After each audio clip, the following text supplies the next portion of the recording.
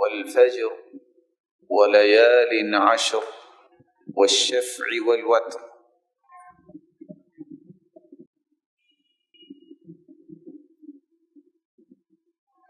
میرے انتہائی معزز اور محترم لائق عزت تکریم سامعین مکرم، اللہ رب العزت ہم سب کے خالق و مالک ہیں، اور مالک الملک نے ہماری رشد و ہدایت کے لیے رسول اللہ صلی اللہ علیہ وسلم کو مبعوث فرمایا ہے، اور رسول اللہ صلی اللہ علیہ وسلم نے امت کی زندگی کو روشنی بخشنے کے لیے زندگی کے ہر زاویے میں خوبصورت اور سنہری تعلیمات سے نوازا ہے۔ جس طرح موسموں کی آمد و رفت دنیا کی تجارت کو فروغ دینے کے لیے استعمال کی جاتی ہے، اللہ تعالیٰ نے ایمانی تجارت کو فروغ دینے کے لیے کچھ موسم رکھے ہیں۔ رمضان المبارک کا مہینہ، پھر اس کے بعد اگلا خوبصورت موسم ذوالحجہ کے پہلے 10 ایام کا موسم ہے، جو شاید کہ اب سے شروع ہو رہا ہے۔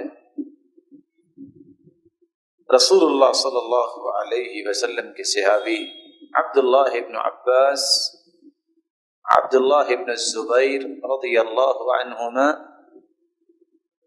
اور مجاہد ابن جبر رحمۃ اللہ علیہ، جنہوں نے 3 مرتبہ عبداللہ بن عباس رضی اللہ تعالی عنہ سے ایک ایک آیت کر کے مکمل قرآن کی تفسیر پڑھی،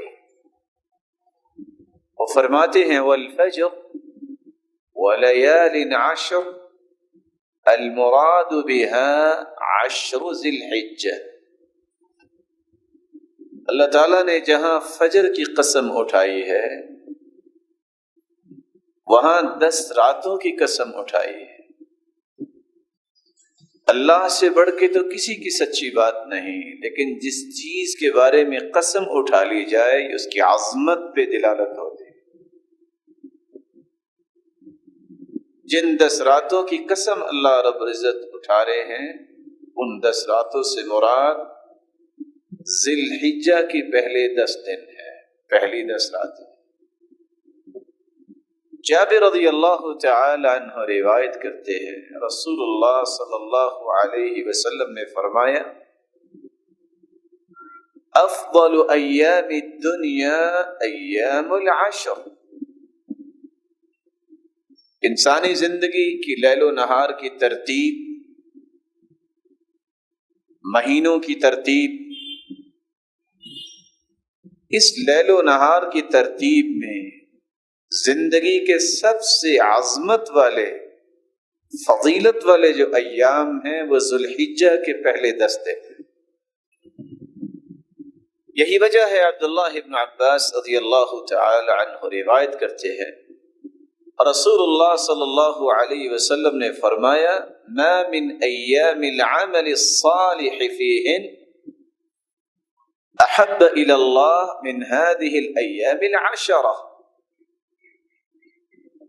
ذوالحجہ کے پہلے 10 دنوں میں عمل کیا گیا اللہ کے ہاں اتنا محبوب ہوتا ہے کہ سال کے بقیہ ایام میں کوئی ایسا عمل اللہ کے ہاں محبوب نہیں ہے۔ قالوا ولا الجہاد فی سبیل اللہ۔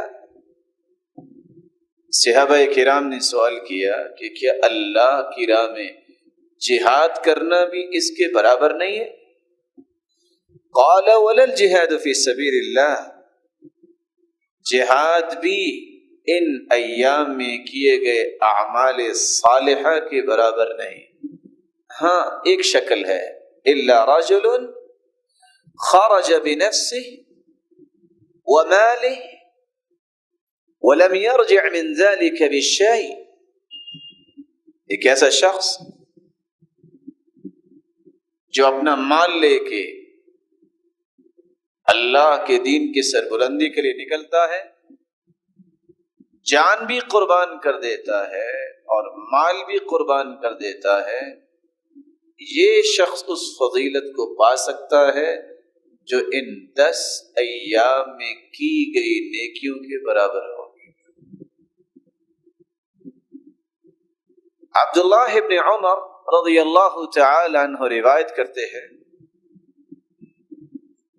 رسول اللہ صلی اللہ علیہ وسلم نے فرمایا، ما من ایام اعظم عند اللہ ولا احب الی من العمل فیہن من هذه الایام العشر، ان 10 دنوں میں جو انسان اعمال صالحہ کرتا ہے اس سے بڑھ کر عظمت والا کوئی کام ہے ہی نہیں۔